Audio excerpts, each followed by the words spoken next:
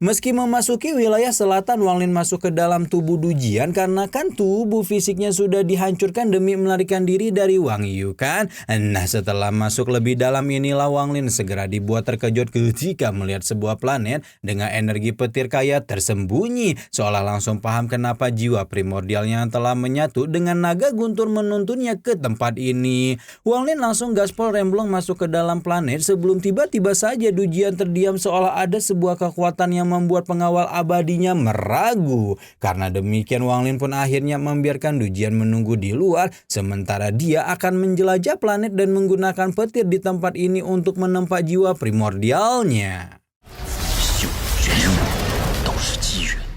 Begitu memasuki planet petir, Wang Lin segera mengambil posisi lotus di atas tulang emas Wang Yu dan benar-benar mulai menyerap kekuatan guntur kaya yang ada di tempat ini. Sementara Wang Lin melahap kekuatan petir, Su Ligao hanya bisa dibuat frustasi melihat kegilaan tuannya dan hal ini membuatnya semakin pesimis bisa benar-benar bebas dari orang gila ini suatu saat nanti. Tanpa mempedulikan yepingan Su Ligao di dalam sana, Wang Lin terus menelan kekuatan guntur yang ada di sekitarnya sampai tanpa terasa 10 tahun berlalu dalam sekejap mata ketika jiwa primordial pemilik mutiara pembangkang surga itu telah berhasil dipulihkan sepenuhnya.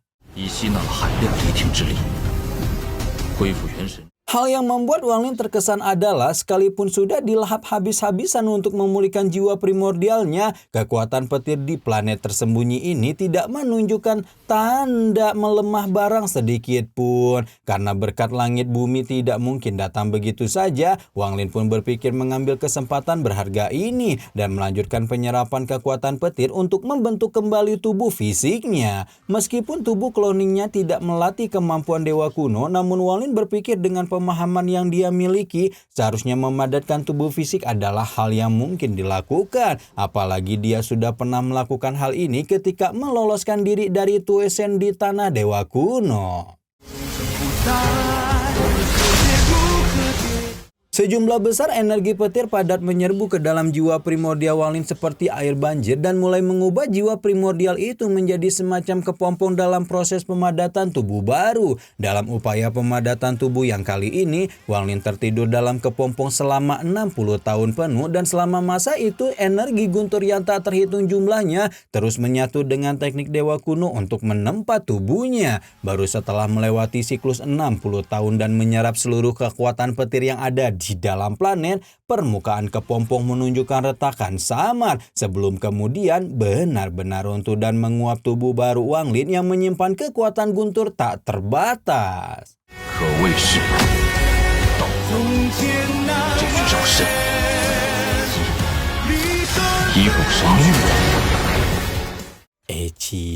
Dapat skin baru nih, makin GG aja nih Kang Satboy 1. Nah, setelah berhasil mendapatkan tubuh baru dan juga skin baru, Wang Lin pun OTW ke tujuan keduanya, yaitu menyempurnakan mutiara pembangkang surga dengan membiarkannya memunikan tulang emas Wang Yu. Wang Lin memanggil bendera 1 miliar jiwa untuk melindunginya selama proses penyerapan, sebelum kemudian mengeluarkan mutiara pembangkang surga atau Tianni yang segera menyerap elemen emas di dalam tulang Wang Yu secara perlahan. Karena kecepatan penyerapan mutiara Tianni cukup lambat, Wang Lin pun memilih untuk menghabiskan waktu dengan mengecek hasil pembegalan yang dia lakukan kepada Tanlang episode yang lalu. Wang Lin mengecek satu persatu harta yang sebelumnya dikeluarkan Tanlang untuk menghadapi Wang Yu dan harus mengakui kalau sang keserakahan itu memang memiliki koleksi harta karun yang luar biasa. Benda pertama yang berhasil diakuisisi oleh Wang Lin adalah batu gunung abadi yang memiliki kekuatan untuk jiwa dari bawah puncak gunung, sungai maupun jiwa dari sebuah planet sekalipun. Kemampuan itu sebenarnya merupakan kekuatan ilahi yang hanya dikuasai oleh kultivator langkah kedua, dan karena itulah batu gunung abadi bahkan mampu memotong tulang Wang Yu yang sangat keras. Wang Lin yakin batu gunung abadi pasti akan menjadi harta yang berguna untuk melawan musuh kelak, meskipun dengan kekuatannya sekarang Wang Lin belum bisa mengendalikannya. Wang Lin kemudian mengalihkan perhatian pada peta gunung dan sungai yang merupakan harta alam abadi yang legendaris, di mana meskipun apa yang dimiliki Tan Lang bukanlah harta sejati alias barang KW, kekuatannya masih cukup untuk menahan gempuran serangan Wang Yu yang luar biasa mengerikan. Iya, meskipun sekarang peta KW itu juga sudah rusak karena terkena satu jari dewa kuno, Wang Lin masih optimis dapat memperbaikinya kalau mendapat keberuntungan di masa depan.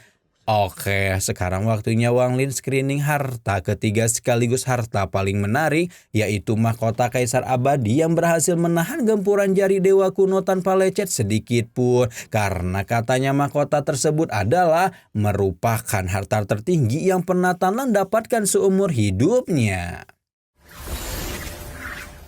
Wang Lin tahu bahwa mahkota Kaisar Abadi jelas bukan benda sembarangan, namun hal yang membuatnya bertinyi-tinyi adalah mahkota itu tampak tertarik atau sedang mencari sesuatu di dalam tubuhnya.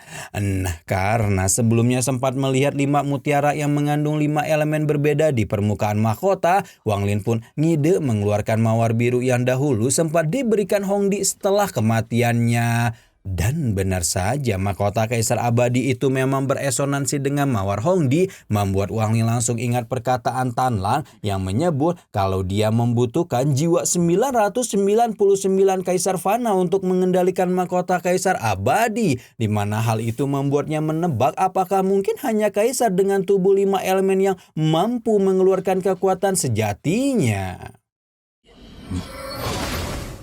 Mahkota Kaisar Abadi ini memang menarik rasa ingin tahu Wang Lin, namun dia memutuskan untuk memikirkannya lagi di masa depan setelah urusan Mutiara Tiani telah selesai. Setelah Wang Lin men-screening barang begalannya, 3 bulan berlalu hingga Mutiara Tiani telah menyerap seluruh energi elemen emas dalam tulang Wang Yu dan hanya menyisakan satu langkah terakhir, yaitu pengakuan Tuan. Sambil mengingat seluruh rangkaian jalan daunnya yang memang dimulai dengan Mutiara Pembangkang Surga, Wang Lin mulai menuliskan namanya sendiri yang nantinya akan diukir dalam jejak ilahi Mutiara Tiani. Wang Lin sudah menunggu hampir 1000 tahun untuk hari ini dan semakin tidak sabar untuk melihat misteri macam apa yang tersembunyi di balik Mutiara Pembangkang Surga tersebut.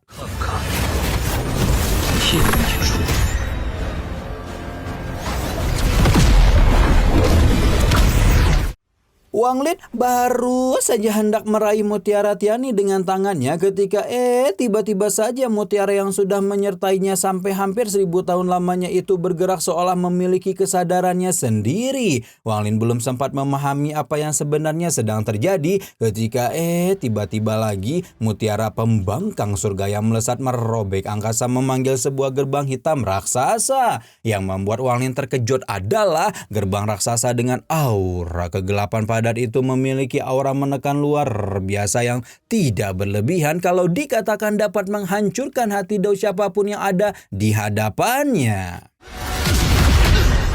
Tekanan yang Wang Lin rasakan ini seolah membawanya ke 1000 tahun lalu ketika pertama kali menjajaki tangga kultivasi, dan sejak saat itu juga Wang Lin sudah menentukan satu niat daunya yang bahkan tidak dapat digoyahkan oleh iblis maupun dewa sekalipun. Karena itulah kalau hari ini Mutiara Pembangkang Surga benar-benar bekerja sama dengan langit untuk membunuhnya, maka dia pasti akan menghancurkan langit itu dengan tangannya sendiri. Tepat ketika itulah Wang Lin berhasil melepaskan sebuah serangan yang menuju lurus ke arah Mutiara Tiani. Sebelum sempat mendekati mutiara tersebut, kekuatan Wang Lin sudah dihampaskan lebih dulu oleh tangan raksasa yang muncul dari dalam gerbang.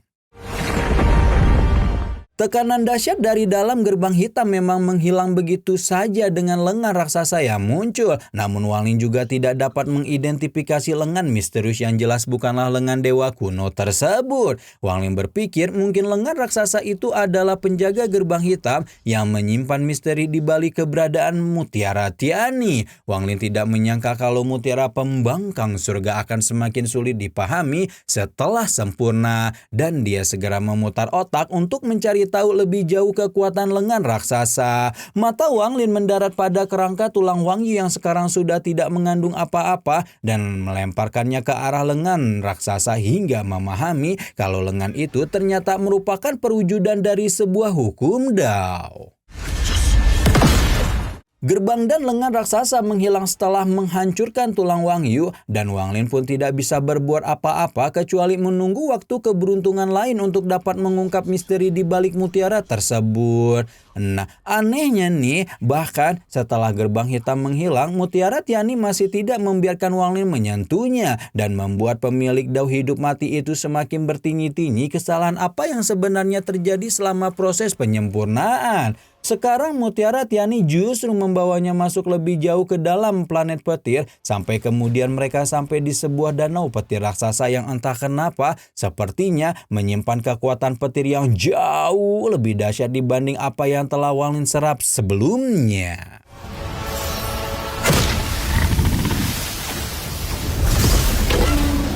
Alasan Wang Lin berpikir demikian adalah dia langsung menguji kekuatan danau petir dengan memanggil keluar Le Suo. Namun binatang petir yang bisa menginjak-injak utusan istana abadi petir itu hanya bisa masuk beberapa meter saja ke dalam danau. Karena itulah Wang Lin memutuskan untuk menjajal sendiri kekuatan petir dahsyat yang mengamuk di hadapannya, dan membuat Su Lingao sekali lagi memaki khawatir karena orang gila ini terus menariknya dalam ancaman besar. Tapi ya, seperti biasa, Wang Lin tidak mau mendengarkan omongan pengecut Su Lingao dan terus melangkah memasuki kolam, melewati Le Suo sebelum akhirnya dipaksa berhenti karena bengek sebelum berhasil mencapai area tengah kolam.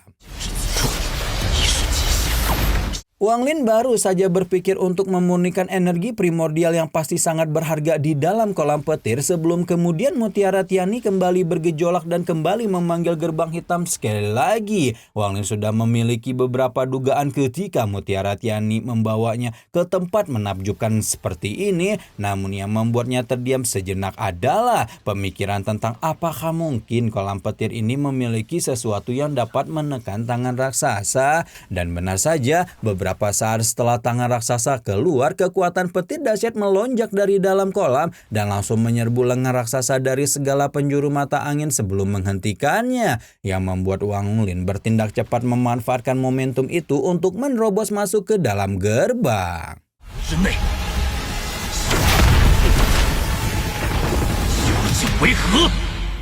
Betapa terkejutnya Wang Lin ketika melihat bahwa di dalam gerbang itu tersembunyi sebuah ruang spasial dan tampak seperti dunia yang benar-benar berbeda untuk Wang Lin. Wang Lin baru saja mengedarkan pandangannya segala arah ketika tiba-tiba saja sinar energi menyerbu ke segala arah dari arahnya dan tidak memberikan Wang Lin kesempatan sama sekali untuk menghindar. Belum cukup membuat Wang Lin kebingungan, terdengar suara kuno yang mempertanyakan pengetahuan atas dao serta kesediaan Wang Lin untuk mempelajari dao apabila belum mengetahuinya. Tepat ketika itulah kesadaran Wang Lin kembali dibawa masuk ke dalam sebuah dimensi jagat raya yang sangat luas, seolah gambaran jagat raya itu sedang memberitahu Wang Lin tentang hakikat dao yang sesungguhnya.